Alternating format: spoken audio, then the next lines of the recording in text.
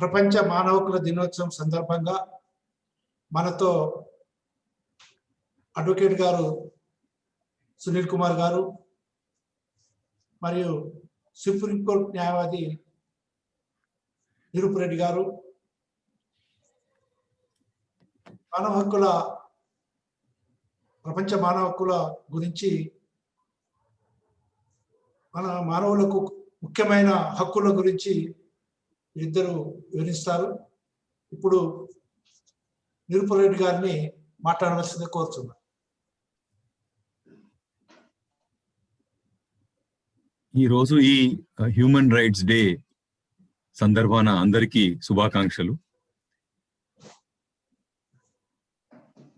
ఈ human rights day గురించి ఢిల్లీలో కూర్చొని మాట్లాడాలంటే ఎన్నో గుర్తుకొస్తాయి. ఒక మానవునిగా పుట్టినప్పుడు మానవ హక్కులు ఏముంటాయని ఒక ఫండమెంటల్ ఇష్యూ రేజ్ అవుతుంది. As a human being, what are my human rights? ఏ విధంగా అయితే నేను శ్వాస తీసుకుంటున్నానో దానికంటే కూడా ఎక్కువ అవసరం ఈ మానవ హక్కులు. ఒక మానవునిగా పుట్టినప్పుడు నా హక్కులు ఏమిటి అనేది it is as important as the breath. What breath is to a human body, I think human rights are to human existence. So అంత ఫండమెంటల్ ఇష్యూ ఇది. దీని గురించి గంటలు గంటలు చర్చించవచ్చు మనము. ఎందుకంటే ఏ డాక్యుమెంట్ గురించి మాట్లాడకుండా నేను ఈ ప్రశ్న రేజ్ చేసినాను.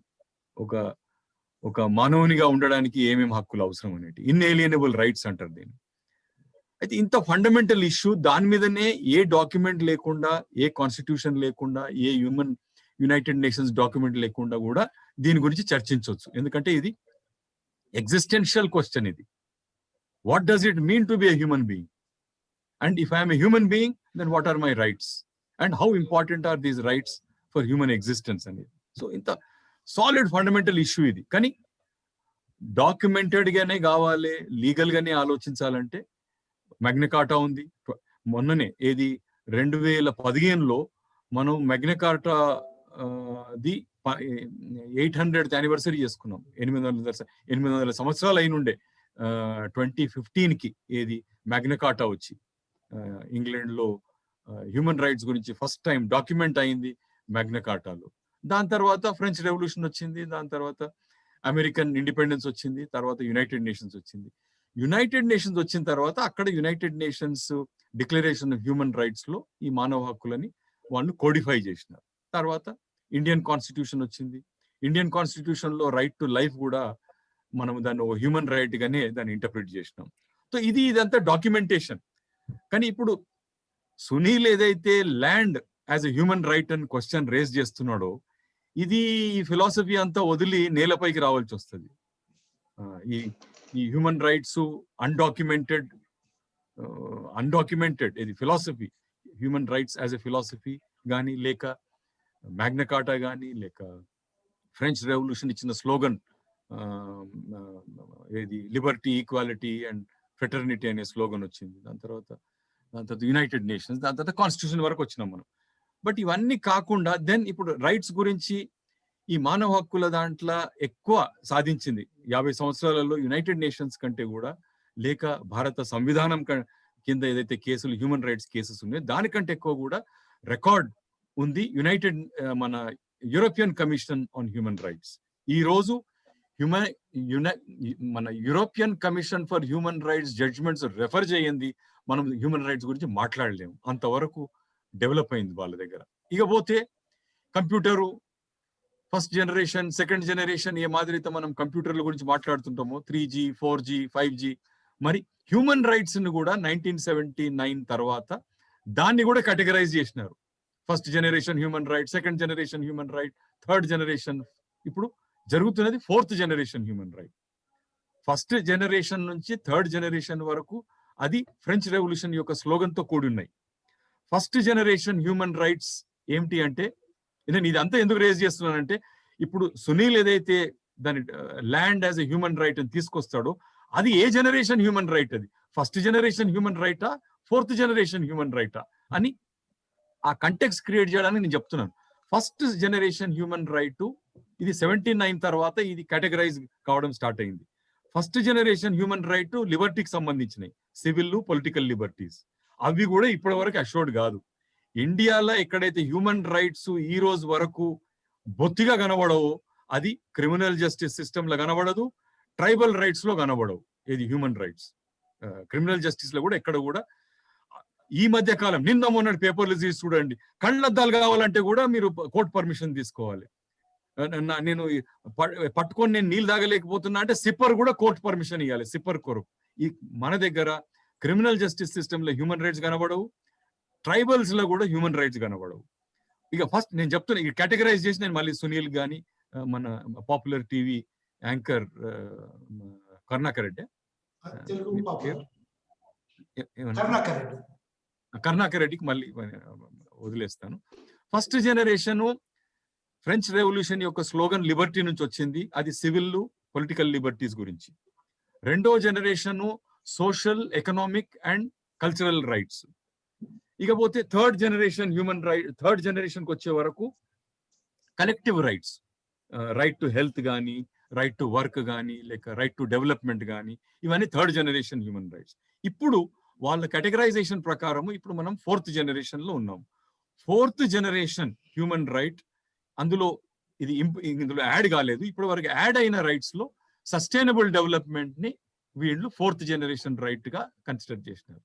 ఇది ఒక ఫిలాసఫీ ఆఫ్ హ్యూమన్ రైట్స్. కానీ ఇది మీరు దీన్ని మళ్ళీ సునీల్ ఆయన విచారణలో మనం ముందు పెట్టిన తర్వాత మరి ల్యాండ్ గురించి, దాని కాన్స్టిట్యూషన్ లో ఏ విధంగా ఉంది, మరి వేరే చట్టాల కింద ఏ విధంగా ఉన్నాయి, ల్యాండ్ గురించి, ల్యాండ్ అండర్ ది కాన్స్టిట్యూషన్ అనేది మనం చర్చించవచ్చు. సునీల్ గారు, ఇప్పుడు నిరుపు రెడ్డి గారు చెప్పినట్టు ప్రపంచ మానవ హక్కుల దినం రోజు మానవులకు ఎన్నో హక్కులు ఉంటాయి. ఆ హక్కులలో ముఖ్యమైనది భూమి హక్కు కూడా ఒకటి అనేది మేము కూడా మీ వల్ల మేము కూడా భూమి హక్కు ఎలా అనేది తెలుసుకోవాలని ఉంది. భూమి హక్కు గురించి కానీ ఈ ఆధునిక యుగంలో మానవ హక్కులకు ఏమైనా భంగం ఏర్పడదా, ఈ మానవ హక్కులు రక్షించబడాలంటే ఏం చేయాలనేది మీరు వెల్లడిస్తారని. తప్పకుండా. ముందుగా అసలు భూమి అంటే ఆస్తి మాత్రమే కాదు అనే విషయం మనం ఒకసారి మళ్ళీ జ్ఞాపకం చేసుకోవాలి. భూమి అంటే అదొక ఆదాయం, డబ్బు, ఒక వనరు మాత్రమే కాదు. భూమి అంటే మన సంస్కృతి అంతా భూమితో ముడిపడి ఉంటది. భూమి అంటే ఒక భద్రత. చాలా సమాజాల్లో భూమి అంటే ఒక గుర్తింపు. భూమి లేకపోతే చాలా పథకాలలో బెనిఫిట్లు రావు, కనీసం కొన్ని చోట్ల అయితే ఓటేసి హక్కు కూడా రాదు, కొన్ని చోట్ల హాస్టల్ సీటు కూడా రాదు భూమి లేదు అంటే. కాబట్టి భూమిని కనుక మనం ఎప్పుడైతే ఈ విస్తృత అర్థంలో చూస్తామో, ఆస్తి మాత్రమే కాదు, అదొక గుర్తింపు, అదొక బలం, అదొక సంస్కృతి అని మనం ఎప్పుడైతే చూస్తామో, భూమి హక్కు యొక్క ప్రాధాన్యత అంతగా పెరుగుతుంది. మీరు భూమిని ఆస్తిగా చూసినప్పుడు హక్కుకు అంత విలువ అనిపించదు. కానీ ఇవన్నీ కలిపి చూసినట్లయితే, ఇప్పుడు నేనేమంటున్నానంటే, భూమి ఆస్తిగా చూస్తే కనుక, ఇంతకుముందు పెద్దలు నిరుపు రెడ్డి గారు చెప్పిన United nations declaration of human rights, ఐక్యరాజ్య సమితి మానవ హక్కుల ప్రకటన ఏదైతే ఉందో, అందులో ఆర్టికల్ 17లో చెప్తారు, ప్రతి మనిషికి ఆస్తిని కలిగి ఉండే హక్కు ఉంది. ఆ ఆస్తిని ప్రభుత్వాలు చట్టబద్ధంగా తప్ప వేరే విధంగా భంగం కలిగించడానికి వీల్లేదు, తీసుకోవడానికి వీల్లేదు, ఆస్తి హక్కుకి భంగం కలిగించకూడదు అనేది ఈ ఐక్యరాజ్య సమితి ప్రకటనలో ఉంటుంది. దాన్నే మనం యథాతథంగా రాజ్యాంగంలో పెట్టుకున్నాం ప్రాథమిక హక్కుగా. తర్వాత ఏమైపోయింది అంటే, మళ్ళీ పెద్దలు నిరుపు రెడ్డి గారు ఇంకా వివరిస్తారు రాజ్యాంగం గురించి మాట్లాడినప్పుడు. గారు ఒక మాట చెప్తాను, ఈ ప్రాథమిక హక్కుగా భూమి హక్కు ఉండటం వల్ల భూ సంస్కరణలు చేయడానికి, ప్రభుత్వం ప్రజా ప్రయోజనాల కోసం భూమి తీసుకోవడానికి అడ్డంకిగా ఉంది అని చెప్పి మనం ప్రాథమిక హక్కు నుంచి తొలగించేసి మామూలు రాజ్యాంగ హక్కు కింద మార్చుకున్నాం 44వ రాజ్యాంగ ద్వారా. కానీ ఇప్పుడు నేనేమంటున్నానంటే, అప్పటి పరిస్థితి వేరు, ఇప్పటి పరిస్థితి వేరు. అప్పటి పరిస్థితి ఏంటంటే, ఎక్కువ భూమి తక్కువ మంది చేతిలో ఉంది, ఎక్కువ మంది భూమి లేని వాళ్ళు కౌలు చేసుకొని బతుకుతున్నారు, భూమి లేని కూలీలుగా ఉన్నారు. వాళ్ళకి భూములు దక్కేలా చేయటం అనేది ప్రాధాన్యత. 70 ఏళ్ల తర్వాత ఇప్పుడు చూసుకుంటే ఇంకా భూములు ఇవ్వాల్సింది ఉంది. కానీ ఇప్పుడు ఇంకో ముఖ్యమైన ప్రాధాన్యత వచ్చింది. ఈ రోజున భూమి కలిగి ఉన్న వాళ్ళ హక్కుల పరిస్థితి ఏంటి? ఎందుకంటే ఇప్పుడు ఉన్న వాళ్ళంటే పెద్ద రైతులు కాదు, పెద్ద రైతులు కొంతమంది పర్సెంటేజే ఉన్నారు. ఎక్కువ శాతం చిన్న సన్నకారు రైతులు ఉన్నారంటే 5 ఎకరాల లోపల తక్కువ ఉన్న వాళ్ళే ఈ దేశంలో మెజారిటీ రైతులు. మరి తక్కువ భూమి కలిగి ఉన్న వాళ్ళ హక్కుల్ని కనుక మనం రక్షించకపోతే ఏమవుతుందంటే, ఈ రోజున చట్టాల ప్రకారం భూమి ఉన్న కాగితాలు లేకపోతే, భూమి ఉన్న రికార్డులో వివరాలు సరిగ్గా లేకపోతే ఆ భూమిని అనుభవించడానికే ఇబ్బందిగా ఉంటుంది. అట్లా బెనిఫిట్లు రావు, అమ్ముకోవాలంటే అమ్ముకోలేము. ప్రభుత్వం రాసే రికార్డు సరిగ్గా లేకపోతే నాకు ఇన్ని నష్టాలు జరుగుతున్నాయి. కాబట్టి ఈ భూమి మానవ హక్కుగా ఉన్నప్పుడు ఉన్న భూముల్ని, వాటిపైన హక్కుల్ని రక్షించే బాధ్యత కూడా ప్రభుత్వాల మీద ఉంటుంది. ఆ కోణంలో గనక సమాజం మనం అందరం విస్తృతంగా చర్చిస్తే, భూములు ఇవ్వటము, భూమి లేని వాళ్ళకి భూమి ఇవ్వటం ఒక భూమి హక్కు మాత్రమే కాదు, ఎవరైతే భూములు ఉన్నాయో వాళ్ళు దాన్ని స్వేచ్ఛగా అనుభవించుకోవడానికి కావాల్సిన వాతావరణాన్ని కూడా ప్రభుత్వాలు క్రియేట్ చేయాలి. ఈ రోజున దాని గురించి రాజ్యాంగం ఏమంటుంది, దాని గురించి చట్టాలు ఏమంటున్నాయి, మనం ఏ విధంగా ముందుకు వెళ్తే బాగుంటుందనే అంశం చర్చించుకుంటే తప్పకుండా కొన్ని లక్షల కోట్ల మంది చిన్న సన్నకారు రైతులకి ఈ రోజున ఈ విధంగా మేలు జరిగే అవకాశం ఉంటుంది. ఇలాంటి చర్చని మానవ హక్కుల దినోత్సవం సందర్భంగా తీసుకురావటం, పెద్దలు నిరూప్ రెడ్డి గారు మీరందరూ ఇక్కడ పాల్గొనడం సంతోషంగా ఉంది. దీనికి వచ్చి ఈ చర్చ ముందుకు తీసుకెళ్దాం. ముందుగా నిరూప్ రెడ్డి గారు కనుక కొంత రాజ్యాంగం పరిధిలో భూమి హక్కు గురించి మాట్లాడిన తర్వాత ఇప్పుడు జరుగుతున్న పరిణామాలు, అది ఇక్కడ భూమి హక్కులకు సంబంధించిన పరిణామాలు, ధరణి కావచ్చు, రికార్డు సమస్యలు కావచ్చు, పక్క రాష్ట్రంలో భూముల సర్వే కావచ్చు, కేంద్రం చేసిన చర్యలు కూడా, అవన్నీ కూడా ఈ హక్కుల కోణంలో చూస్తే చాలా బాగుంటుంది. అది చర్చిద్దాం. నిరూప్ రెడ్డి గారు, ఇప్పుడు సునీల్ కుమార్ గారు చెప్పినట్టు భూమికి మానవులకు చాలా అవినాభావ సంబంధం పూర్వీకుల నుంచి ఇప్పటి వరకు కూడా కొనసాగుతుంది. కానీ ప్రభుత్వాలు, భారత ప్రభుత్వం కావచ్చు, రాష్ట్ర ప్రభుత్వాలు కావచ్చు, ఈ ఒక్కొక్క రాష్ట్రానికి ఒక్కొక్క రకము భూ నిబంధనలతో కొత్త కొత్త చట్టాలు తీస్తున్నాయి. ఆ చట్టాల వలన రైతులకు ఏమి లాభం కలుగుతుంది, ఆ చట్టాల వలన రైతులకు ఏమేమి ఇబ్బందులు అవుతుంది, ఆ ఇబ్బందులను ఎలా సరిచేయాలి, ఆ ఇబ్బందుల నుండి న్యాయస్థానాలు కూడా జోక్యం కల్పించుకొని వారికి ఒక దారి చూపించవలసిన అవసరం కూడా ఉంది కదా. ఈ విషయం మీద మీరేమంటారు? ఇప్పుడు కరుణాకర్ రెడ్డి గారు, ఈ కోవిడ్ వచ్చిన తర్వాత మన దృష్టి మళ్ళీ మన వ్యవసాయము, భూముల తరఫున ఇక్కడ నుంచి అందరూ పట్టణాల నుంచి అందరూ మళ్ళీ మైగ్రెంట్ లేబర్ వాపసు పోయి వాళ్ళ గ్రామాలలో మళ్ళీ అగ్రికల్చర్ కి లేబర్ అవైలబుల్ ఉంది కాబట్టి మళ్ళీ మనం అగ్రికల్చర్ సెక్టర్ గురించి సీరియస్ గా మనం ఆలోచిస్తున్నాం.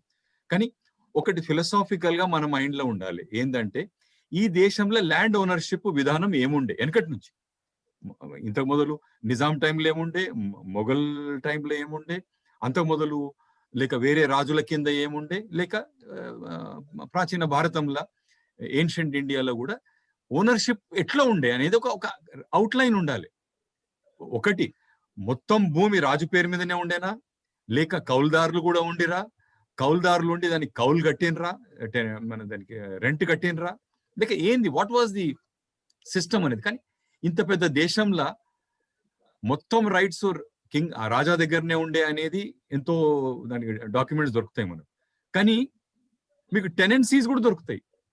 మన హైదరాబాద్ యూనివర్సిటీలో ఒక ప్రొఫెసరు అచ్చిరెడ్డి ప్రొఫెసర్, ఆయన డాక్యుమెంట్ చేసినాడు ఏది మిడివల్ టైమ్స్ లో. ఇప్పుడు ఏదైతే కాంట్రాక్ట్ ఫార్మింగ్ వచ్చిన తర్వాత టెనెన్సీ అగ్రిమెంట్స్ ఉంటాయి, కాంట్రాక్ట్ ఫార్మర్ తోటి కాంట్రాక్ట్ ఉంటుందా అని అనుకుంటుండొచ్చు మనము. కానీ అచ్చిరెడ్డి చేసిన రీసెర్చ్ లో ఎప్పుడో 18th 17th సెంచరీలోనే ఇటువంటి డాక్యుమెంటేషన్ జరిగింది నెల్లూరు జిల్లాలో. తో మనం ఏది మాట్లాడినా ఇండియాలో ఆధారాలు దొరుకుతాయి. రాజుదే, మొత్తం భూమి రాజుదే అన్న ఆధారాలు దొరుకుతాయి, టెనెన్సీ అంటే అది దొరుకుతుంది, లేక ప్రైవేట్ ప్రాపర్టీ ఉండే, కొంతమంది దగ్గర ప్రైవేట్ ప్రాపర్టీ ఉండే దానికి కూడా ఆధారాలు దొరుకుతాయి. సో దీంట్లో పోయి లాభం ఎక్కువ, దీంట్లో డిస్కషన్లో పడి లాభం లేదు. కానీ 3/4 ల్యాండ్ ఇండియాలో ఎప్పటికైనా ఆక్యుపెన్సీ రైట్స్ బట్టే పోయినాం మనం. టెనెన్సీ రైట్స్ కానీ ఆక్యుపెన్సీ రైట్స్, అది భూమి రాజుది కావచ్చు, రాజు వచ్చి ఆడ వ్యవసాయం చేసేది లేదు, మళ్ళీ ఎవరికో అది మన కౌలుకి ఇవ్వవలసిందే. అది ఆక్యుపెన్సీ రైట్స్ అనేది చాలా ఇంపార్టెంట్. ఈ ఆక్యుపెన్సీ రైట్స్ నుంచే టెనెన్సీ రైట్స్ వచ్చినాయి. సో ఇది ఈ ఓనర్షిప్ ఇలా ఉండగా మనం ఇండిపెండెన్స్ వచ్చిన తర్వాత ఈ మన ఇది power of eminent domain, A land అయినా మేము అక్వైర్ చేసుకోవచ్చు అనే ఒక పవర్ గవర్నమెంట్ దగ్గర ఉంది. కానీ అదే అప్పటి వరకే కాంగ్రెస్ పార్టీ ఏదైతే అధికారంలోకి వచ్చిందో వాళ్ళు మేము సోషలిస్ట్ ప్యాటర్న్ ఆఫ్ సొసైటీకి కట్టుబడి ఉంటామని అన్నారు. జమీందారుల భూములు జప్తు చేసినారు, జమీందారీ అబాలిషన్ చేసినారు. తర్వాత తమిళనాడు అటువంటి జాగాల్లో టెంపుల్ ల్యాండ్స్ ను కూడా టేక్ ఓవర్ చేసింది గవర్నమెంట్.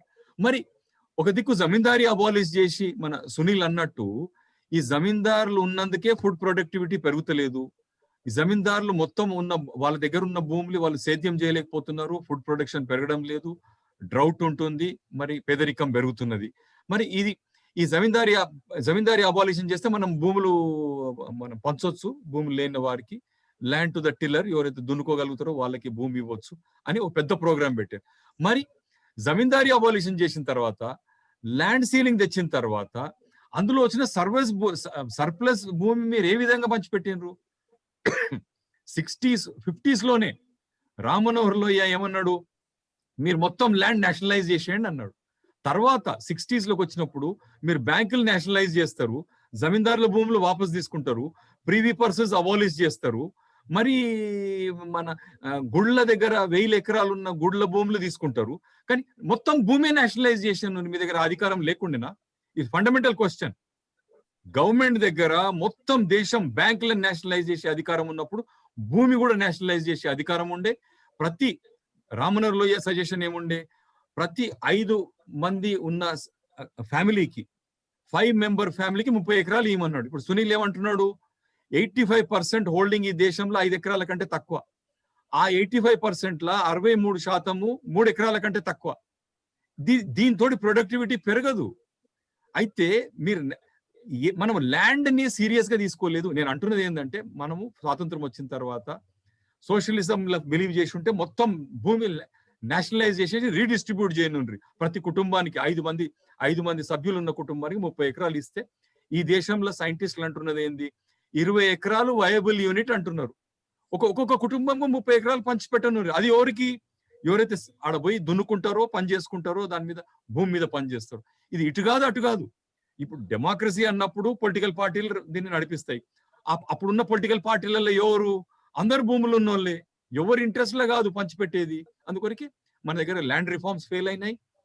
అది కాక ఒక ల్యాండ్ యూజ్ పాలసీ అనేది లేదు. 70 సంవత్సరాల తర్వాత కూడా ఏ భూమి దేని కొరకు వాడుకోవాలి అనేది, 3 పంటలు పండించే భూములు తీసుకెళ్లి మీరు అక్కడ క్యాపిటల్ కడతామంటున్నారు ఆంధ్రాలో. సో ఇట్లా ఒక ల్యాండ్ యూజ్ పాలసీ లేదు, ఒక ల్యాండ్ డిస్ట్రిబ్యూషన్ సరిగ్గా లేదు. ల్యాండ్ డిస్ట్రిబ్యూషన్, ల్యాండ్ ప్రొడక్టివిటీని దృష్టిలో పెట్టుకొని ల్యాండ్ డిస్ట్రిబ్యూషన్ ఉండాలి. అయితే ఇవన్నీ కూడా ల్యాండ్ ని మనకు స్వాతంత్రం వచ్చిన తర్వాత దాన్ని సీరియస్ గా తీసుకోలేదు, రూరల్ ఏరియాలో కానీ లేక అర్బన్ ఏరియాలో కానీ. సునీల్ అన్నట్టు ల్యాండ్ ఉంటే సెక్యూరిటీ ఉంటుంది, ల్యాండ్ ఉంటే పొలిటికల్ ఫ్రీడమ్ దాన్ని కాపాడొచ్చు. మనం ఎకనామిక్ సెక్యూరిటీ ఉంటే దాన్ని పొలిటికల్ ఫ్రీడమ్ మనం కాపాడొచ్చు. కానీ ఇవన్నీ మనం చేయలేదు. స్వాతంత్రం వచ్చిన తర్వాత మనము భూమిని ఒక లెక్క ప్రకారం దాన్ని చూసి దాన్ని ఒక ల్యాండ్ మేనేజ్మెంట్ చేయలేదు. ఏ విధంగా అయితే ఇంగ్లీష్ వాళ్ళు చేసింది ఏంది, అడవులలో ఇంగ్లీష్ వాళ్ళు పోలీసింగ్ చేసారు.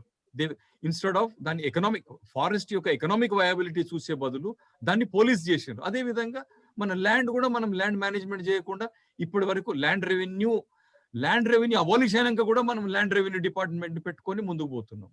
సో ఇది లాప్ సైడెడ్ థింకింగ్. అట్లీస్ట్ ఇప్పుడన్నా ప్రొడక్టివిటీని దృష్టిలో పెట్టుకొని మనం దీన్ని మళ్ళా దీన్ని ఆలోచన చేసే అవసరం ఉన్నది, దీని మీద విచారించే అవసరం ఉంది. నిరుపరెడ్డి గారు, మిమ్మల్ని ఇంకో క్వశ్చన్ అడుగుతున్నాం. సెంట్రల్ గవర్నమెంట్ కొత్త వ్యవసాయ చట్టం తీసుకొచ్చింది. దీని మీద ధర్నాలు అవుతున్నాయి, మేధావుల మధ్య వ్యత్యాస అభిప్రాయాలు చెప్తున్నారు. మిమ్మల్ని నేను అడిగేది ఏంటంటే, ఈ కొత్త వ్యవసాయ చట్టం వల్ల రైతులకు భూమి హక్కులకు ఏమన్నా భంగం ఏర్పడుతుందా? ఇప్పుడు కరుణాకర్ రెడ్డి గారు ఇప్పుడు జరుగుతున్న ఎజిటేషన్ అంతా మార్కెటింగ్ సంబంధించింది, అగ్రికల్చర్ మార్కెటింగ్ సంబంధించింది. ఇది భూమికి సంబంధించిన అంత లింక్ అయిన ఇష్యూ కాదు ఇది. కానీ ఏంటంటే 70 సంవత్సరాల నుంచి ఈ సెక్టర్ని, అగ్రికల్చర్ సెక్టర్ని మనం నెగ్లెక్ట్ చేసినాం, వాళ్ళని ఎప్పుడు మనం సీరియస్ గా తీసుకోలేదు. అది వ్యక్తం చేసుకుంటున్నారు వీళ్ళు ఈ డెమాన్స్ట్రేషన్ల ద్వారా. దానివల్ల ఫార్మింగ్ సెక్టర్ లో సీరియస్ ఇష్యూస్ ఉన్నాయి. మన అగ్రికల్చర్ సెక్టర్ యొక్క ప్రాబ్లం సాల్వ్ చేసుకోక మొదలే ఇంకొక బాస్ వచ్చి కూర్చున్నాడు మన నెత్తి మీద. ఎవరంటే డబ్ల్యూటీఓ ఒక దిక్కు పోయి central government, agriculture state subject, కానీ డబ్ల్యూటీఓ తోటి చర్చించేది సెంట్రల్ గవర్నమెంట్. సెంట్రల్ గవర్నమెంట్ పోయి అక్కడ ఏమేమి సంతకాలు పెట్టి వస్తుందో మళ్ళీ స్టేట్ గవర్నమెంట్ మీద దాన్ని ఇంపోజ్ చేస్తారు. సో ఇది అగ్రికల్చర్ సెక్టర్ ని, ల్యాండ్ మేనేజ్మెంట్, దాని తర్వాత ఫార్మర్ కి, ఈ దేశంలో ఉన్న ఫార్మర్ కే తెలియదు ఎన్ని చట్టాలు వర్తిస్తాయి ఫార్మర్ కి. దగ్గర ఒక 15 చట్టాలు ఉండొచ్చు. ఫర్టిలైజర్ యాక్ట్, సీడ్ యాక్ట్, దాని తర్వాత ప్లాంట్ వెరైటీస్ యాక్ట్, దాని తర్వాత ఎన్నో చట్టాలు ఉన్నాయి. ఫార్మర్ ని మనము ఇంకెంత వాళ్ళ నెత్తి మీద కూర్చుంటాం. గాంధీజీ అనేది the whole urban area sits on the shoulders of the farmer అని. అందరం మనం రైతు భుజాల మీద సవారు చేస్తున్నాము, కానీ వాళ్ళ గురించి వాళ్ళ అవసరాలు ఏమిటి? ఒక సింపుల్ ఉదాహరణ చెప్తా. అర్బన్ ఏరియాలో కానీ లేక రూరల్ ఏరియాలో ఒక గవర్నమెంట్ సర్వెంట్ ఉంటాడు. ప్రతి 5 ఏళ్ల తర్వాత పే కమిషన్ వస్తుంది. ఆ pay commission inflation related increase చేస్తుంది సాలరీ. మరి మీరు మినిమం సపోర్ట్ ప్రైస్ ఫిక్స్ చేసేటప్పుడు ఇన్ఫ్లేషన్ కి రిలేట్ కాదా? మినిమం సపోర్ట్ ప్రైస్ ఫిక్స్ చేసేటప్పుడు ఇన్ఫ్లేషన్ రిలేటెడ్ ఉండదు, కానీ ఒక ప్రభుత్వ ఉద్యోగి ఆయన పే ఇంక్రీజ్ చేయాలా లేదా అనేది ఇన్ఫ్లేషన్ రిలేటెడ్ ఉంటుంది. ఈ విధంగా మనం ఫార్మింగ్ సెక్టర్ ని మనం పట్టించుకోలేదు. అందుకొరకే 2 విధాల, ఎట్లయితే వేరే దేశాలలోనేమో వేరే విధంగా పాజిటివ్ సబ్సిడీ, అక్కడ ఏంటంటే గవర్నమెంటే మార్కెట్ రేట్ కంటే ఎక్కువ రేట్ కట్టిస్తుంది రైతుకు. ఇక్కడ రివర్స్ సబ్సిడీ, నెగటివ్ సబ్సిడీ. ఇక్కడ ఇంటర్నేషనల్ మార్కెట్ లో పత్తి 6,000 రూపాయల క్వింటల్ ఉంటే గవర్నమెంట్ 3,000 ఎక్వైర్ చేస్తుంది. ఇంటర్నేషనల్ ప్రైస్ 6,000, 6,000 ఉన్నప్పుడు నువ్వు 3,000 కట్టియడం ఏంది? అంతకంటే తక్కువ 1,500 కూడా కట్టిస్తారు పత్తికి. సో రివర్స్ సబ్సిడీ ఏమో ఇక్కడ, అక్కడనేమో ఇంత మొదలు ఇంకా నయం, ఇంత మొదలు ఇంకా దరిద్రం ఉండే. ఏది? లెవీ సిస్టమ్ ఉన్నప్పుడు ఇంత ధాన్యం మీరు లెవీ కింద కట్టియాలి. లెవీకి నువ్వు నీ పంట సరిగా వండకుండా నువ్వు లెవీ కట్టడానికి అప్పుడప్పుడు మార్కెట్లో కొని లెవీ కట్టవలసి వస్తుండే. ఏది లెవీ, రైస్ మీద లెవీ కానీ ఇంకా వేరే పంటల మీద కూడా లెవీ ఉన్నప్పుడు, రైస్ లెవీ ఉన్నప్పుడు మార్కెట్ రేటు కొని గవర్నమెంట్ కు మన గవర్నమెంట్ గోడౌన్ కి ఇవ్వాల్సి వస్తుండే. కానీ అవన్నీ రోజులు గడిచినాయి. ఈ రోజు ఫుడ్ షార్టేజ్ లేదు, ఉన్నాయి. కానీ మన భూమికి కానీ మన రైతుకు కానీ లేక వ్యవసాయ సెక్టర్ పరిస్థితి ఇంకా ఉన్నట్టే ఉన్నది. ఇంగ్లీష్ వాళ్ళు వదిలిపెట్టినప్పటికీ కానీ, నిజాం టైం కానీ ఇప్పటికి కానీ ఏం పెద్ద మార్పు ఉన్నట్టు కనబడతలేదు. సునీల్ కుమార్ గారు ప్రస్తావించిన దానికి కనకరెడ్డి రెడ్డి గారు, ఇక్కడ ఇంకొక రైతులకు ఒక భయం ఏంటంటే, మీరు అడిగిన ప్రశ్నకి ఈ 3 చట్టాలలో భూమి హక్కుల మీద ఏమైనా ప్రభావం పడుతుందా అనే ప్రశ్న మీరు అడిగారు. ఒకటి చర్చకి ఇప్పుడు నేను ముందు పెట్టదలుచుకుంది ఏంటంటే, మిగతా 2 చట్టాలు వారు అన్నట్టుగా మార్కెట్ చట్టాలు ఉన్నాయి, కానీ కాంట్రాక్ట్ వ్యవసాయం కోసం ఏదైతే చట్టం తీసుకొచ్చిందో కేంద్ర ప్రభుత్వం, ఇంతకుముందు 2005లో అట్లాంటిది ఉండేది, ఇప్పుడు మరో కొత్త కాంట్రాక్ట్ వ్యవసాయం చట్టం తెచ్చింది. ఇప్పుడు చాలా మంది రైతుల భయం ఏంటంటే, కాంట్రాక్ట్ వ్యవసాయం వల్ల మెల్లమెల్లగా భూములు కోల్పోయి అది కాస్త కార్పొరేట్ వ్యవసాయానికి దారి తీస్తున్న భయాలు వస్తున్నాయి. రెండోది ఏంటంటే, ఆ కాంట్రాక్ట్ వ్యవసాయ చట్టంలో ఒక నిబంధన ఉంది. ఈ చట్ట ప్రకారము రైతుల భూములు ఎవరు తీసుకోవద్దు, కాంట్రాక్ట్ ఉల్లంఘన జరిగినప్పుడు రైతుల భూములను జప్తు చేసే అధికారం లేదు అని ఒక నిబంధన రాశారు. నిబంధన ఉన్నందుకు బాగానే ఉంది, కానీ ఈ నిబంధన ఉంది అంటే అర్థమైంది అలా అయ్యే అవకాశం ఉండొచ్చేమో అనే భయాలు అయితే వస్తున్నాయి. సో కాంట్రాక్ట్ వ్యవసాయం ఏమైనా రైతుల భూములు లాక్కొని కార్పొరేట్ వ్యవసాయానికి దారి తీస్తుందా, వాళ్ళ భూములు పోతాయన్న అప్రహెన్షన్ మాత్రం కొంత భయాందోళన అయితే ఉన్నాయి. అయితే ఆ భయాందోళనను తొలగించడానికి ప్రభుత్వాలు కానీ,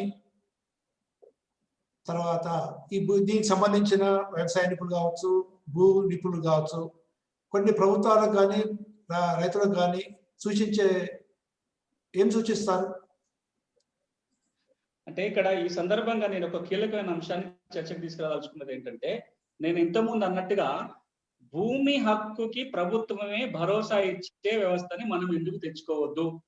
20-30 ఏళ్ళుగా మనం ఏమంటున్నాం, ఎవరికైతే కొద్ది గొప్ప భూమి చట్టబద్ధంగా ఎవరైతే భూమి కలిగి ఉన్నారో అట్లా చట్టబద్ధంగా భూమి కలిగి ఉన్న వాళ్ళ హక్కులని ప్రభుత్వమే గుర్తించి భద్రత కల్పించడానికి ఒక వ్యవస్థ కావాలి అంటున్నారు. కేంద్రమేమో ముసాయిదా చట్టం చేసి రాష్ట్రాలను చేసుకోమంటుంది. రాష్ట్రాలేమో తీసుకురావట్లేదు. 2 రాష్ట్రాలు తప్ప ఎవ్వరూ ఆ చట్టం తీసుకురాలేదు. ఇటీవలనే ఆంధ్రప్రదేశ్ ప్రభుత్వం ఆ చట్టం తెచ్చి ఇప్పుడు ఏదో అమలు చేయడానికి వాళ్ళు ప్రిపరేషన్స్ చేసుకుంటున్నారు.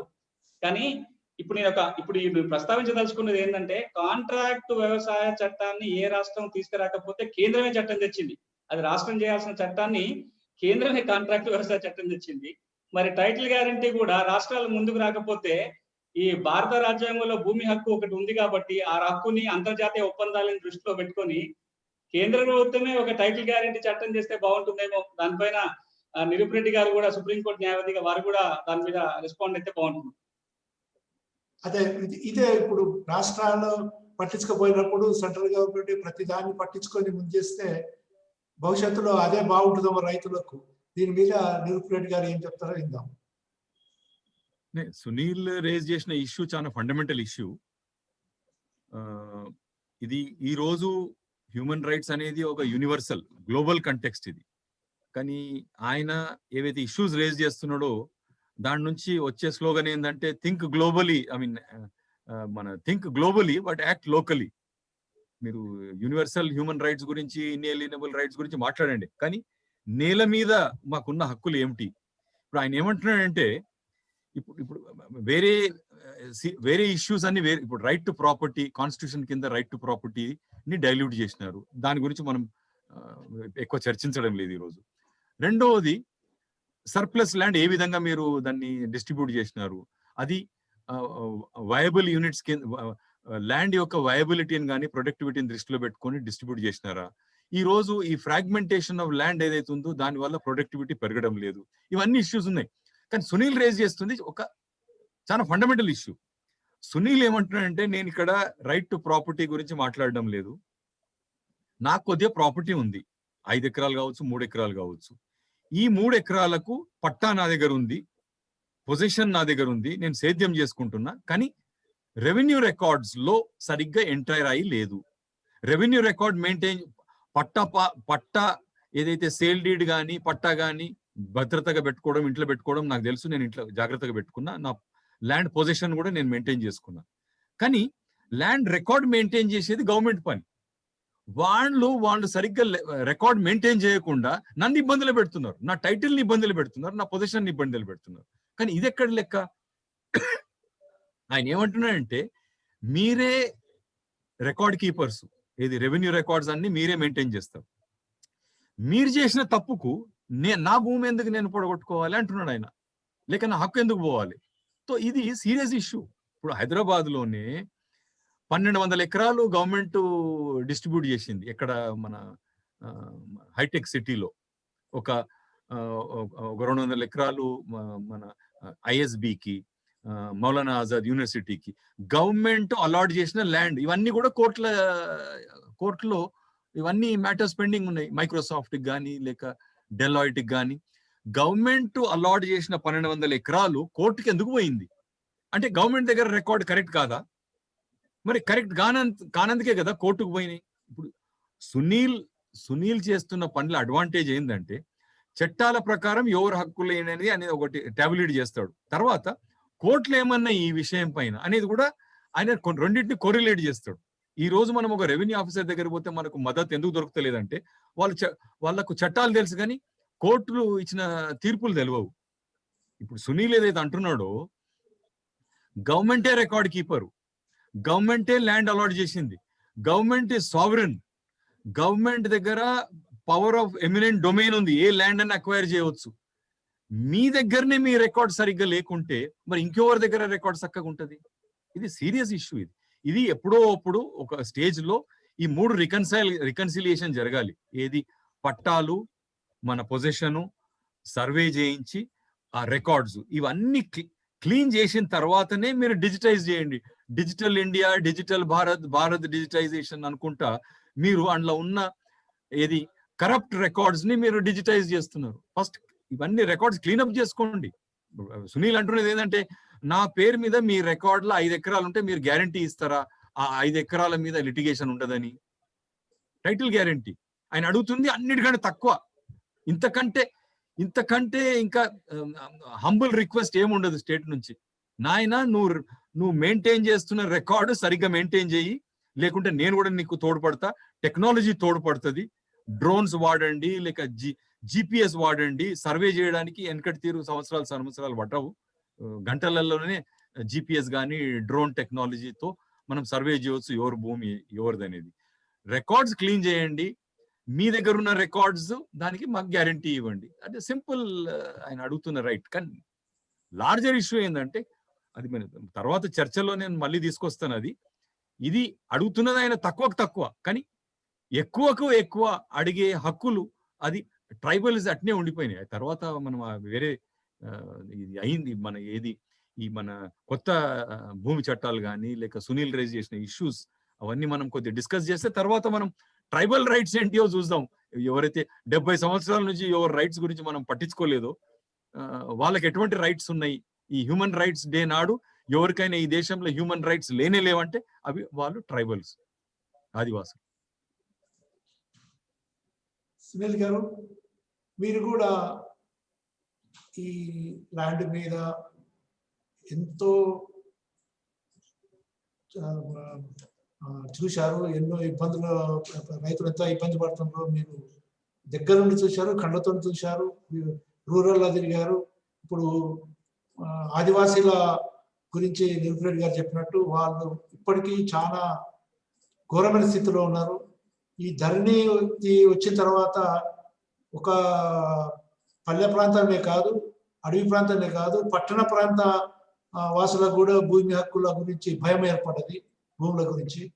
వీటన్నిటికీ తప్పులన్నీ వాళ్ళే చేస్తారు, సరిచేసేది వాళ్ళే. సరిచేయకుండా తప్పుల మీద తప్పులు, కోర్టు ఆర్డర్లను కూడా ధిక్కరించి తప్పులు చేసి ఇవాళ మళ్ళా ప్రతి చిన్న తప్పుకు కూడా మాకేం తెలియదు, మేము వేసిన తప్పులను కోర్టుకు పోండి, కోర్టు చెప్తుంది. ఇదే పద్ధతి. దీనికి ఇది సరైన పద్ధతి ప్రభుత్వాలది. అంటే ఇప్పుడు పెద్దలు నిరుపరెడ్డి గారు ఒక మాట అన్నారంటే, సునీల్ అడిగేది అన్నిటికంటే తక్కువ కోరిక కోరుతున్నాడు భూములకు సంబంధించి అనేది. ఇప్పుడు ఆ తక్కువది కూడా ఇవ్వకుండా ఇంకొక అధ్వానమైన స్థితికి ఎక్కడికి పోతున్నామంటే, మీ భూముల రికార్డు మేమే రాస్తాము, ఒకవేళ మేము తప్పులు చేస్తే కూడా మమ్మల్ని అడగొద్దు, మీరు పోయి కోర్టుకు అడగండి, కోర్టు చెప్తే తప్ప మేము సరి చేయమంటున్నారు. అదొక విచిత్రమైన పరిస్థితి. ఇప్పుడు నాకు 2 ఎకరాల పొలం ఉంటది, నా దగ్గర పాస్ పుస్తకం ఉంది, నేను నా భూమిలో నేనే దున్నుకుంటున్నా, నా హద్దులు క్లియర్ గానే ఉన్నాయి. మీరు రికార్డులో రాసుకుంటప్పుడు సునీల్ అని రాసే బదులు అనిల్ అని రాశారు, లేదా 2 ఎకరాల బదులు 2 గుంటలు తగ్గించారు, లేదా నా సర్వే నెంబర్ 4 అంటే మీరు 6 అని రాసుకున్నారు. మీ రికార్డులో పొరపాటు ఉంటే నిన్న మొన్నటి వరకు నాకు ఏ వెసులుబాటు ఉండేది? ఎంఆర్ఓ దగ్గరకో, ఆర్డీఓ దగ్గరకో, జిల్లా జాయింట్ కలెక్టర్ దగ్గరకో పోయి సరి చేయమని అడిగే అవకాశము వాళ్ళ కోర్టులు ఉండేటివి. ఈ రోజు మన కోర్టులన్నీ రద్దు చేశాం. కోర్టులు రద్దు చేసి ఏమంటున్నామంటే, నేను రాసుకున్న రికార్డులో తప్పు ఉంటే కూడా నువ్వే కోర్టుకి వెళ్ళమంటున్నాం. ఇది ఇంకా ఉన్న హక్కుకి ఇంకొంచెం భంగం కలిగించడమే. ప్రభుత్వం చేయాల్సిందల్లా ఏంటంటే, సరే రెవెన్యూ యంత్రాంగంలో ఇబ్బందులు ఉన్నాయి అనిపిస్తే, నేను ఎంతో కాలం నుంచి చెప్తున్నా ట్రిబ్యునల్ వ్యవస్థ పెట్టండి అని. కొన్ని రాష్ట్రాలు ప్రయత్నం చేసినాయి. జిల్లా స్థాయిలోనో లేకపోతే వీళ్ళైతే డివిజన్ స్థాయిలోనో ఒక రెవెన్యూ ట్రిబ్యునల్ పెట్టండి. ప్రతి భూ సమస్యకి ఒక కాల పరిమితి విధించండి. ఇంత కాల పరిమితి లోపల ఆ సమస్య తేలాలని రూల్ పెట్టండి. ఇంకొక అంశం, ఉమ్మడి రాష్ట్రంలో ఉన్న కోనే రంగారావు కమిటీ ఏం చెప్పిందంటే, భూ కమిటీ, మీరు ప్రజల్ని కోర్టుకు రమ్మటం కాదు, మీరు కోర్టుకు తీసుకుపోయి గ్రామాలలో పెట్టండి. మీరు గ్రామాలలో కోర్టు పెట్టి, రెవెన్యూ కోర్టులు పెట్టి డిస్పోజ్ చేయమని చెప్పింది. ఇప్పుడు పెద్దలు నిరూపరెడ్డి గారితో కలిసి మేము సంగారెడ్డిలో ఒక ప్రయత్నం, అదే వారి గైడెన్స్ లో ఒకటి మొదలు పెట్టాం. గ్రామీణ న్యాయపీఠం అని, కనీసం న్యాయాన్నన్నా పల్లెలకు తీసుకెళ్లే ప్రయత్నం చేస్తున్నాము. ఇక్కడ ఇది కూడా జరగాలి. రికార్డు సరిగ్గా ఉండటం మాత్రమే కాదు, రికార్డుల్లో కనుక ఏ విధంగా తప్పులు జరిగినా దాన్ని సరిదిద్దే ఒక సింపుల్ మెకానిజం కనుక లేకపోతే మళ్ళీ హక్కులకు భంగం కలిగే ఇబ్బంది ఉంటుంది. పక్కనున్న ఆంధ్రప్రదేశ్ రాష్ట్రం మనం నిన్న మొన్న చూస్తున్నాం, మండల స్థాయిలో మొబైల్ ట్రిబ్యునల్ పెట్టే ప్రయత్నం చేస్తుంది. మనం అలాంటి ఆలోచన చేయాలి. మొబైల్ ట్రిబ్యునల్, గ్రామంలో కోట, ఇంకో ట్రిబ్యునల్ అట్లా కనుక పెట్టకపోతే నిజంగానే ఆ ఉన్న కాస్త భూములకి వాటిని అనుభవించడానికి కూడా పెద్ద ఎత్తున ఇబ్బందులు తలెత్తాయి. ఇది ఇప్పుడు మీ ధరణి పోర్టల్ గురించి, దాంట్లో ఉన్న తప్పుల గురించి, దాన్ని సరిచేసే వ్యవస్థ లేకుండా అయిపోయి దాని మీద పడుతున్న రైతులు, నాకు తెలిసి రైతులు మాతో సహా ఎంతో మంది రైతులు చాలా ఇబ్బంది పడుతున్నారు. అయినా దీనికి ఎలాంటి దారి కనపడుతుంది. ఏం చేయమంటారు? అంటే ఎట్లాగో మనం ఒక మాట చాలా క్లియర్ గా అర్థమవుతుంది చర్చ మొత్తంలో. భూముల సమగ్ర సర్వే చేసి నా దగ్గర ఉన్న కాగితాలని, నా కబ్జాని పరిశీలించి మీ రికార్డులు సరి చేసుకోండి. మీ రికార్డు అంటే ప్రభుత్వ రికార్డు. మీ రికార్డులు సరిగ్గా ప్రభుత్వం ఇక్కడ వాస్తవ పరిస్థితికి అనుకూలంగా రికార్డులు మారాలి. రికార్డులు మారాలంటే సర్వే జరగాలి, సర్వే చేయాలి. ప్రతి రాష్ట్రానికి 1000 కోట్ల రూపాయలు, దాదాపుగా 600 కోట్ల నుంచి 1000 కోట్ల రూపాయలు ఖర్చు అయ్యే అవకాశం ఉంది. మీరు 1000 కోట్లు ఖర్చు పెట్టి సర్వే చేస్తే లక్షల కోట్ల రూపాయల మిగులు అది రైతులకు కావచ్చు, ప్రభుత్వం కానీ ఉంటుంది. ఇక రెండవది, మీరు సర్వే చేసి ఇవ్వబోయే కాగితాలు ఏవైతే ఉంటాయో ఆ కాగితాలకి ప్రభుత్వమే జమేదారిగా ఉండాలి. మీరే భరోసా ఇవ్వండి, మీరు గ్యారంటీ ఇవ్వండి, దాన్ని చట్టం చేయండి. 3, ఏదైనా వివాదం వస్తే ఏళ్ల తరబడి కోట్ల చుట్టూ తిప్పకుండా వెంటనే పరిష్కారం కావడానికి ఒక యంత్రాంగాన్ని ఏర్పాటు చేయండి. ఈ 3 కనుక చేయగలిగితే నిజంగానే మన మానవ హక్కుల ఈ రోజు సందర్భంగా భూమి హక్కులకు నిజమైన సార్థకత వస్తుంది. అట్లా జరగాలి.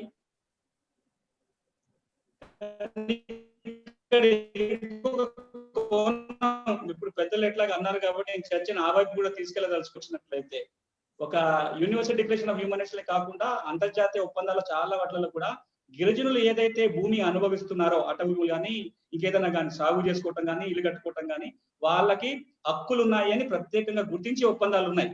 కానీ వాళ్ళని హక్కులను గుర్తించడానికి చేసిన చట్టం ఏదైతే ఉందో 2005, 2006లో అది సరిగా అమలే జరగట్లేదు. అటవీ హక్కుల చట్టం.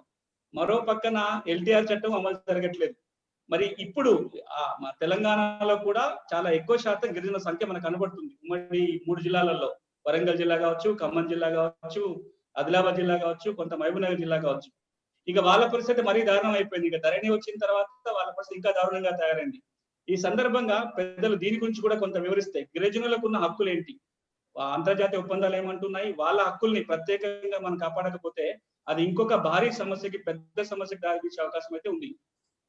మీరే ఇప్పుడు ఇది మన ఆదివాసీల హక్కుల గురించి మీరు ఏమంటారు అనేది ఎట్లా ఇందులో కాన్స్టిట్యూంట్ అసెంబ్లీలో దీని మీద చర్చ జరిగినా మనము ఎప్పుడు కూడా ఆదివాసులకు ఎటువంటి హక్కులు ఇవ్వలేదు. మెయిన్ ఫండమెంటల్ ప్రాబ్లం ఎక్కడ వస్తుందంటే, ఇంత మొదలు నేను అన్నట్టు మన దగ్గర దేశంలో ఎటువంటి ఓనర్షిప్ ఉండే, ఏ కాలంలో అయినా సరే, ఏన్షియంట్ కానీ మిడివల్ కానీ. అదే విధంగా ఈ ఆదివాసులు కూడా వాళ్ళు అడవులలో ఉండి వాళ్ళంతా ఎప్పటికీ కమ్యూనిటీ రైట్స్ వాళ్ళవి. ఎప్పుడు కూడా ఒక చెంచు వచ్చి నాకు 2 ఎకరాలు ఇవ్వండి, 5 ఎకరాలు ఇవ్వండి అని అడగడు. వాళ్ళ మొత్తం పెంట కొరకు కానీ, లేక వాళ్ళ మొత్తం సమాజం ఏదైతే కమ్యూనిటీ ఉందో కమ్యూనిటీ రైట్స్ ఉన్నాయి.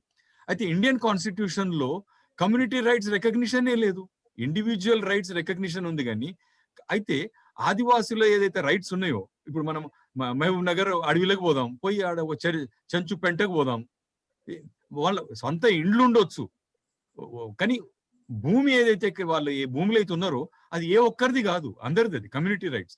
అయితే ఫస్ట్ ఫ్లా ఏంటంటే, కాన్స్టిట్యూషన్ వచ్చిన తర్వాత కమ్యూనిటీ రైట్స్ కాన్స్టిట్యూషన్ రికగ్నైజ్ చేయదు, అదొకటి. రెండవది, ఇప్పుడు మొట్టమొదటిసారి ఏదైతే ఆదివాసులకు హక్కులు ఏదైతే మనం ఫారెస్ట్ రైట్స్ యాక్ట్ కింద, ఇది 2007లో వచ్చింది, అది 2007 యాక్ట్. ఆ యాక్ట్ కింద మనం హక్కులు కలిగించినాం. కానీ ఒక చెంచుని ఒక భూమికి కానీ లేక ఇల్లు కానీ పట్టా ఇవ్వక మొదలు ఏమేం కాయిదాలు తీసుకొని రమ్మంటారు? ఓ చెంచు దగ్గర ఏం కాయిదాలు ఉంటాయి? ఏ విధంగా అయితే మనం వేరే పట్టణాలలో చేసే సర్వే పద్ధతులు ఉన్నాయో అది మనం అక్కడ చేయలేం. అండ్ తెలంగాణ గవర్నమెంట్ సీరియస్ గా ఎందుకు ఆలోచించాలంటే, మనది 8 నుంచి 10% పాపులేషన్ ట్రైబల్ పాపులేషన్. అండ్ అందులో అన్ని 3 రకాల ట్రైబల్స్ ఉన్నారు మన దగ్గర. హంటర్ గ్యాదరర్స్ ఉన్నారు, ఎవరైతే వ్యవసాయం చేయరో చెంచులు, లేక వ్యవసాయం చేసే గోండ్లు ఉన్నారు, లేక షిఫ్టింగ్ కల్టివేషన్ చేసే కొండరెడ్లు ఉన్నారు. సో ఇది మన ఎప్పుడు కూడా మన దృష్టి అటు దిక్కు పోలేదు. అది కాక కాన్స్టిట్యూషన్ లోనే ఫ్లా ఉన్నది. కమ్యూనిటీ రైట్స్ అనేది, లేక కమ్యూనిటీ ఓనర్షిప్ ఆఫ్ ల్యాండ్ అనే ఇష్యూ, అది సీరియస్ ఇష్యూ. ఇప్పుడు ఒక ట్రైబల్ ఉన్నాడు అనుకోండి, ఇప్పుడు నేను ఏదైనా తప్పు చేస్తే నా మీద క్రిమినల్ ఏదైనా క్రిమినల్ కేసు పెట్టాలనుకుంటే ఊరికే ఐపీసీ వర్తిస్తుంది. ఒక ట్రైబల్ మీద ఐపీసీ వర్తిస్తుంది, ఇండియన్ ఫారెస్ట్ యాక్ట్ లో ఉన్న పీనల్ ప్రొవిజన్స్ కూడా వర్తిస్తాయి. ఏదైనా ఫారెస్ట్ ప్రొడ్యూస్ కానీ అది కానీ పర్మిషన్ లేకుండా తీసుకపోతే 2 చట్టాల కింద ఆయనను పనిష్ చేస్తున్నారు. ఏది ఈ రోజు ఐపీసీ కింద చేస్తున్నారు, ఫారెస్ట్ యాక్ట్ కింద చేస్తున్నారు. అయితే ఈ ఈ మన ఏదైతే ఫారెస్ట్ రైట్స్ యాక్ట్ ఇప్పుడు సుప్రీంకోర్టులో అది మళ్ళీ రివ్యూ అయ్యింది కాబట్టి వాళ్ళ రైట్స్ ఏమిటియో వాళ్ళు వాళ్ళ ఆ వెరిఫికేషన్ ఏ మాదిరి చేస్తారు. కాన్స్టిట్యూషన్ లో కూడా మనం కమ్యూనిటీ రైట్స్ క్రియేట్ చేస్తే గానీ మనకు ట్రైబల్స్ కి ఎటువంటి ఆర్థిక సెక్యూరిటీ ఉండదు. సునీల్ గారు, ఇంకా మీరు ఈ మానవ హక్కుల దిన రోజు ఇంకా విషయాలు వెల్లడిస్తారని చూస్తున్నాను. అంటే ఒక 2-3 అంటే క్లోజింగ్ గా మనం నా వైపు నుంచి భూమి హక్కు మానవ హక్కు అన్నప్పుడు నేను 3-4 అంశాలు ఆల్రెడీ ప్రస్తావన చేస్తాను. ఒకటి, నాకు భూమి ఉంది, నా భూమి హక్కులు రికార్డులు మీ సరిగా లేవు కాబట్టి మీ రికార్డుల నిర్వహణ సరి చేసుకోండి. మీ రికార్డులు సరిగా ఉండకపోవటం వల్ల నా హక్కుకి భంగం కలగకూడదు, మొట్టమొదటిది. 2, నా హక్కుకి గ్యారంటీ ఇచ్చే చట్టం మీరే చేయండి. రాష్ట్ర ప్రభుత్వం చేస్తుందా, కేంద్ర ప్రభుత్వం చేస్తుందా, ఒక చట్టం తీసుకొచ్చి నా హక్కుకి గ్యారంటీ ఇవ్వండి.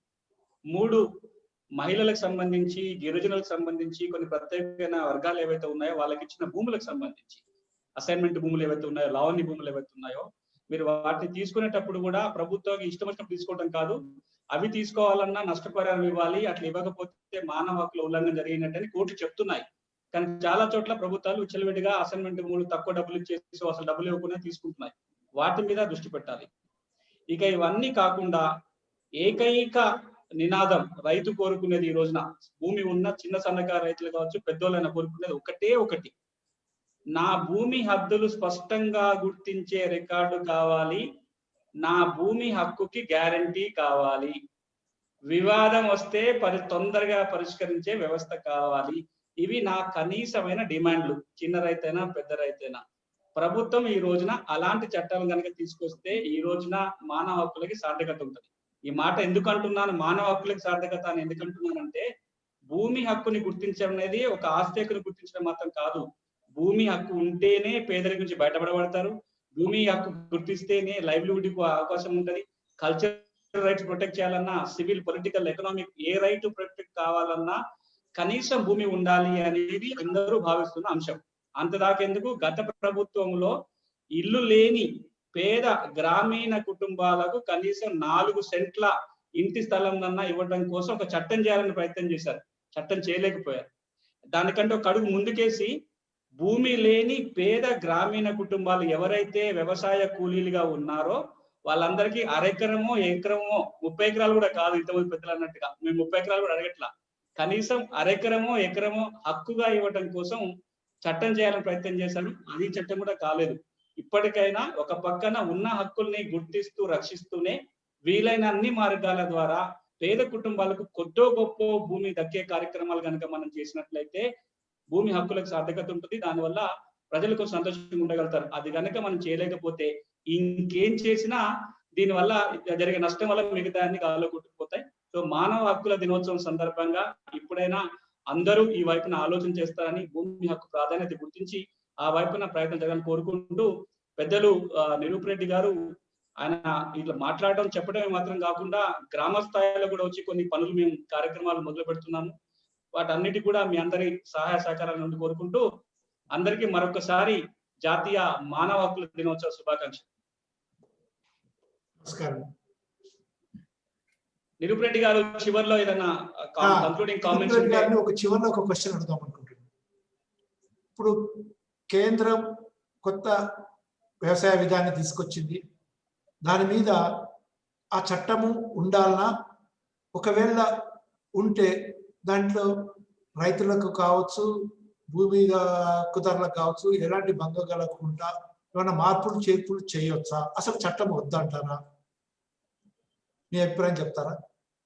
ఇప్పుడు యాక్చువల్లీ నేను మొదలే చెప్పినట్టు ఇది agriculture market. Okay, central government minimum support price fix చేయదు, స్టేట్ గవర్నమెంట్ చేయవచ్చు కదా, స్టేట్ గవర్నమెంట్ ఎందుకు చేయదు? ఇది మినిమం సపోర్ట్ ప్రైస్ అనేది అంత సెంట్రల్ గవర్నమెంట్ నిజంగానే మినిమం సపోర్ట్ ప్రైస్ ఇవ్వాలనుకుంటే మీరు చట్టమే తీసుకురండి, లీగల్ చేయండి మినిమం సపోర్ట్ ప్రైస్. కానీ మనం మార్కెటింగ్ లో దిగినప్పుడు ఓ చట్టం ద్వారా ప్రైస్ ఎట్లా ఫిక్స్ అవుతుంది? నువ్వు మండీలో పోతే కదా ధర ఫిక్స్ అయ్యేది. ఇంటర్నేషనల్ ప్రైస్ ప్రతి సంవత్సరం చేంజ్ అవుతుంటది, ప్రొక్యూర్మెంట్ ప్రైస్ చేంజ్ అవుతుంటది. ఇంత డైనమిక్ సిచ్యువేషన్ లో కానీ నేను ఎట్లయితే అన్నానో వేరే దేశాలల్లో పాజిటివ్ సబ్సిడీ ఉంది. నీ పంట పోయినా చేసినా ఏదైనా ఏమైనా కూడా నీకు మినిమం ప్రైస్ దొరుకుతుంది. అది పాజిటివ్ సబ్సిడీ. ఇక్కడ నెగటివ్ సబ్సిడీ. నీకు ఇస్తున్న మినిమం సపోర్ట్ ప్రైస్ కి ఇంటర్నేషనల్ మార్కెట్, నేను మార్కెట్ లో అమ్ముకుని ఉంటే 6,000 వచ్చేది, గవర్నమెంట్ ప్రొక్యూర్ చేసుట్లో 3,000 వస్తుంది. రైతు అడుగుతున్నది ఏంది 1,500 గ్యారంటీ చేయమంటున్నాడు. ఎట్లయితే Sunil land record title guarantee అడుగుతున్నాడో, ఫార్మర్ ఈరోజు అడుగుతున్నది ఏంది ఇంటర్నేషనల్ ప్రైస్ 10,000 కూడా ఉంటుండొచ్చు క్వింటల్ కు. ఏది పత్తి నాకు 1,500 అష్యూర్ చేయమంటున్నాడు. 1,500 ఒక సంవత్సరం మొత్తం 1,500 కంటే కూడా ఇంకా తగ్గుతుండొచ్చు. కానీ గవర్నమెంట్ రిస్క్ తీసుకొని సబ్సిడైజ్ చేయాలి కదా. వాళ్ళు అడుగుతున్నది minimum support price unrelated to market. ఓ చట్టమే తీసుకురావచ్చు. ఇప్పుడు ఈ ప్రాబ్లమ్ ని మనం పరిష్కరించాలంటే సెంట్రల్ గవర్నమెంట్ దాన్ని లీగల్ చేయగలుగుతుంది మినిమం సపోర్ట్ ప్రైస్ ని. కానీ అది లీగలైజ్ చేయడంలో ఎన్నో ఇబ్బందులు ఉంటాయి. ఎందుకంటే ఇప్పుడు షుగర్ ప్రైజు, ఇప్పుడు ఇక్కడ మనం ఏదైతే మెయిన్ ప్రొక్యూర్మెంట్ ఎక్కడ మన దగ్గర వచ్చేది కాటన్, షుగరు, రైసు. ఇప్పుడు రైస్ అంటే ఎక్కువ పండిస్తున్నాం కాబట్టి, కానీ షుగర్ది ఇంటర్నేషనల్ మార్కెట్ ఎక్కడో ఉంటుంది ఇంటర్నేషనల్ ప్రైస్. అండ్ ఈ WTO వచ్చి యాక్చువల్లీ అగ్రికల్చర్ అనుకున్నంత తేలికైన సబ్జెక్ట్ కాదు అది. ఎందుకంటే ఈ WTO రావడంతో ఇప్పుడు ఉన్న దాంట్లో ఇప్పుడు దీన్ని పరిష్కరించాలంటే ఒక లా తీసుకురండి మినిమం సపోర్ట్ ప్రైస్ ఇంత ఉంటుందని. కానీ దాంతో ప్రాబ్లం సాల్వ్ కాదు. ఇది అగ్రికల్చర్ సెక్టర్ ని నెగ్లెక్ట్ చేసినందుకు ఈ సెక్టర్ ఈరోజు లేచి కూర్చుంటున్నది. దీన్ని మళ్ళా కాంప్రిహెన్సివ్ గా ఎట్లయితే మొత్తం 70 సంవత్సరాలలో UPA గవర్నమెంట్ ఉన్నప్పుడు అప్పుడు కమిషన్ కూర్చోబెట్టిండు ఫార్మర్ మీద, ఫార్మర్స్ కమిషన్. చాలా గొప్ప వ్యక్తిని దాన్ని చైర్మన్ చేసిండ్రు, సోంపాల్ శాస్త్రి అని. తర్వాత అది టేక్ ఆఫే కాలేదు. సో ఈ అగ్రికల్చర్ ఇప్పుడు మొత్తం ప్రపంచంలో ఇంత ఏదైతే గ్యాంజెటిక్ ప్లేన్ ఉందో 3,000 సంవత్సరాలు కంటిన్యూస్ గా అగ్రికల్చర్ జరిగిన ప్రదేశాలు తక్కువ ఉన్నాయి ప్రపంచంలో. ఇక్కడ 3,000 సంవత్సరాల నుంచి ఏ భూమి అయితే మనం గ్యాంజెటిక్ ప్లేన్ లో మనం వ్యవసాయం చేస్తున్నామో 3,000 సంవత్సరాల నుంచి కంటిన్యూస్ గా మనం అగ్రికల్చర్ చేస్తున్నాం. అంటే అగ్రికల్చర్ గురించి పక్కా నాలెడ్జ్ ఉంటేనే మనము ఇన్ని సంవత్సరాల నుంచి మనం సస్టైనబుల్ అగ్రికల్చర్ చేయగలిగినాం. ఈ రోజు యునైటెడ్ నేషన్స్ వచ్చి సస్టైనబుల్ డెవలప్మెంట్, సస్టైనబుల్ అగ్రికల్చర్ అనేటి కొత్త పదాలు కావచ్చు, కానీ ఈ విధానం అనేది మన దగ్గర ఎప్పటి నుంచో ఉండే. అందుకొరకే అగ్రికల్చర్ దృష్టి మన ఆలోచన పోవాలి. అదే కాకుండా ఈ మన ఏదైతే సునీల్ ఏదైతే అంటున్నాడో ఈ ప్రాబ్లమ్స్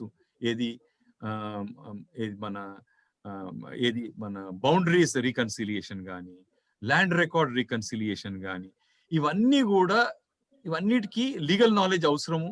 అండ్ ఈ గవర్నమెంట్ సర్వెంట్స్ ద్వారా ఇది అయ్యే పని కాదు. ఈ లాస్ట్ మైల్ కవరేజ్ ఏదైతే ఉందో దానికి నేను ఇంత మొదలు సునీల్ మన కాన్స్టిట్యూషన్ డే నాడు ఆయన వాట్ ఈస్ ద ఆన్సర్ అంటే, ఈ లాస్ట్ మైల్ కవర్ చేయడానికి మనము ఈ ఆర్మమెంట్ సరిపోవు, మనకు అవసరం ఉన్నది ఫుడ్ సోల్జర్స్. ఈ రోజు నా పదం కాదు, సెకండ్ వరల్డ్ వార్ తర్వాత మన ఫుడ్ ప్రొడక్షన్ పెంచుకోవాలని లండన్ లో ఒక ల్యాండ్ ఆర్మీ తయారు చేసినారు. అది ఉదాహరణగా తీసుకొని రామనగర్ లోయ కూడా సజెస్ట్ చేసినాడు. మన దగ్గర కూడా ఫుడ్ ప్రొడక్షన్ పెంచుకోవాలంటే ఎవరికైతే ల్యాండ్లెస్ పోర్ ఉన్నారో వాళ్ళని మనము ఎన్రోల్ చేసి ఒక ల్యాండ్ ఆర్మీ తయారు చేయాలని. ఇప్పుడు సునీల్ ఏదైతే ల్యాండ్ రికార్డ్స్ రీకన్సిలియేషన్ కానీ, లేక బౌండరీ డిస్ప్యూట్ సాల్వ్ చేయాలి కానీ, లేక ల్యాండ్ రిలేటెడ్ ఇష్యూస్ ని గ్రామంలోనే దాన్ని పరిష్కరించాలంటే నేను మళ్ళీ రామనగర్ లోయ idea, we need again a land army ఈ లాస్ట్ మైల్ కవరేజ్ కొరకు. ఇంత మొదలు నేను ఫుడ్ సోల్జర్స్ అన్నాను కానీ ఇప్పుడు ఆ పదం వాడవలసి వస్తుంది. We need a land army to solve ఈ ఇష్యూస్ అన్ని కూడా. నేను ఒక లాస్ట్ సునీల్ గారిని ఒకటి కోరుకుంటున్నాను. మీరు గ్రామీణ న్యాయపీఠం ద్వారా ప్రభుత్వం మీద మా ప్రజలకు నమ్మకం లేదు. మీరు నర్సంపేటలో ఏదైతే గ్రామీణ ల్యాండ్ సర్వే చేసిందో ఆ విధంగా గ్రామీణ న్యాయపీఠం నుండి కొన్ని గ్రామాలకు పోయి గ్రామస్తులను ఐక్యం చేసి తిరిగి ఈ పొజిషన్ సర్వేలు, ఈ సర్వేది కార్యక్రమం చేపడితే ఒక 100 కాకుండా 1, 2 చేస్తారన్నా దాని ద్వారా ప్రభుత్వాలు స్పందించి సమగ్ర సర్వే పూనుకుంటాయేమో అని ఈ సర్వేను ఇంతకుముందు ఇట్లా చేసారు. అట్లే కొన్ని గ్రామాలు ఎంచుకొని మేమందరం కూడా సోషల్ మీడియా నుంచి తర్వాత ఇబ్బంది పడుతున్న రైతులను కూడా మన న్యాయపీఠంలో వచ్చిన రైతు సభ్యులను కలుపుకొని ఈ కార్యక్రమాన్ని ఇంకా ముందుకు తీసుకుపోతే బాగుంటుందని నా ఉద్దేశం. తప్పకుండా అది ఎప్పుడైనా సరే సొల్యూషన్స్ గ్రామాల్లో వెతుక్కోవాలి. దీనికి కూడా గ్రామంలో సొల్యూషన్ వెతుకుదాం. అట్లా కనుక చేస్తే ఒక ఎగ్జాంపుల్ గా ఉండిపోతుంది. గ్రామస్తుల భాగస్వామ్యంతో, గ్రామంలో యువతీకుల భాగస్వామ్యంతో గ్రామీణ న్యాయపీఠం తరఫున మీరు అన్నట్టుగా భూమి సమస్యలకు సంబంధించి వాళ్ళ ద్వారానే రికార్డుల సవరణ చేసి సర్వే కూడా వెళ్ళడానికి ప్రయత్నం చేద్దాం. అది డెఫినెట్ గా రాష్ట్రానికి కూడా ఆదర్శంగా ఉంటుంది. నమస్కారం రెడ్డి గారు. నమస్కారం సునీల్ కుమార్ గారు.